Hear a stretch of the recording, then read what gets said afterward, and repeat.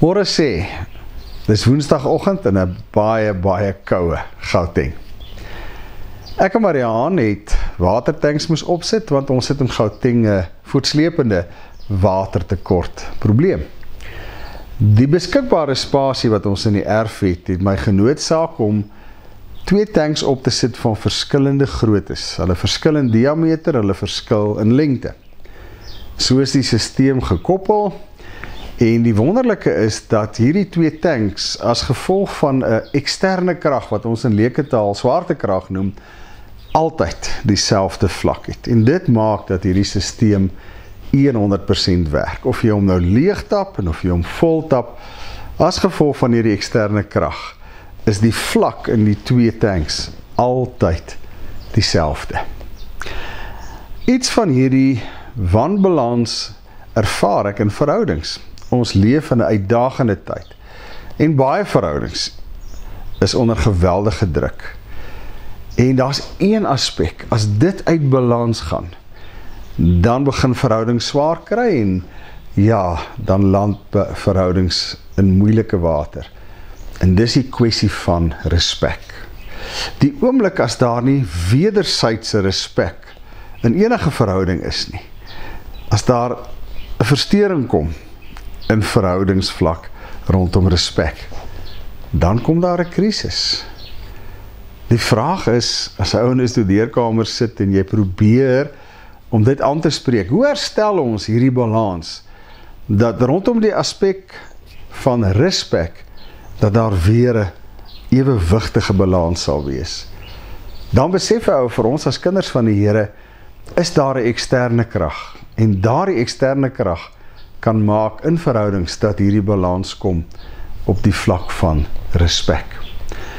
Efesiërs 5 vers 21. Die 83 vertaling sê hy, wees uit eerbied vir Christus, dis die eksterne krag, onderdanig aan mekaar. Ek dink die boodskap vertaal dit meer in 'n verstaanbare taal, en dan besef hy ook dat hierdie vers kan vir alle verhoudings geld, en nie noodwendig net vir die huwelik nie. Omdat julle in hierdie verhouding soveel respek vir Christus het, dis ons eksterne krag, moet die een nie dink hy of sy is beter of belangriker as die ander nie. Elkeen moet bereid wees om daar te wees vir die ander. En dis die geheim van verhoudings, dat die oomblik as daar hierdie gesindheid is, die een is nie belangriker as die ander nie. Ek is bereid, as dit nodig is, om vir jou beskikbaar te wees. Jou belange te dien in die oomblik as dit nodig is. Die oomblik wat dit weer herstel word, kan verhoudings weer herstel en begin werk. So ja, vir ons as kinders van die Here, wat onder die leiding van sy Gees staan, vir ons is dit inderdaad moontlik om te sê, uit eerbied vir Christus, omdat ek hom respekteer, stel hy my in staat, as dit kom by respek in verhoudings, om 'n balans te handhaaf, die regte balans. Die vraag is, laat ek hom toe, of laat ek my vleeslike kant toe, om iemand te disrespekteer, of gewoon net te kies wanneer ek daardie persoon sal respekteer of nie. Die ander kant is, laat ek my menswees toe, om my gedrag so in te rig, dat dit nie respekvol is nie, en nie gerespekteer kan word, deur iemand anders nie.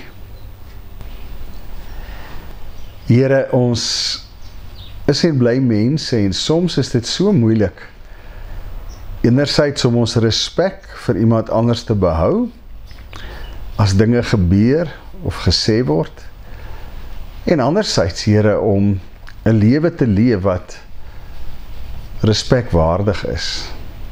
Here, dankie dat ons, as ons dit besef, kan sê, Here, ek wil begin by die begin, en dis gewoon om U te respekteer.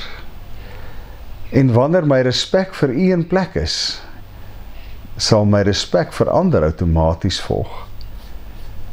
Here, dankie dat ons vanoggend ook kan vra, herstel die vlakke van respek in my lewe. Eerstens ten opsigte van U, en dan, Here, ten opsigte van almal met wie ek in 'n verhouding staan. Amen. Kom ons wees eerlik, ek en jy staan in baie verhoudings. Van die verhoudings het 'n romantiese aard, daar's kollegiale verhoudings, daar's vriendskapsverhoudings, daar's familieverhoudings, en so kan ons aangaan. Ek dink die uitdaging vir die week is om te gaan stilstaan by verhoudings wat op die oomblik onder druk is en nie noodwendig goed werk nie. Hoe spreek ons dit aan? Ek dink daar's 2 stappe. Die eerste stap is om doodseker te maak, my en jou verhouding met die Here, rondom respek vir hom, om hom te eer as koning van my lewe, dis in plek. Dan die tweede, hierdie verhoudings wat onder druk is, 'n stukkie pen en papier te vat, en doodgewoon eerlik met myself te wees, en te sê, as dit kom by hierdie aspek, dink ek nie ek respekteer die ander persoon, soos wat die Here wil hê nie. En dan, uiteraard, die boodskap wat sê, ek moet bereid wees om daar te wees vir die ander. Maak 'n paar aantekeninge oor, in hierdie verhouding wat onder druk is, hoe lyk my bereidheid om daar te wees vir die ander persoon? Sterkte vir die week. Ek dink nie die opdrag gaan vir my en jou so maklik wees nie.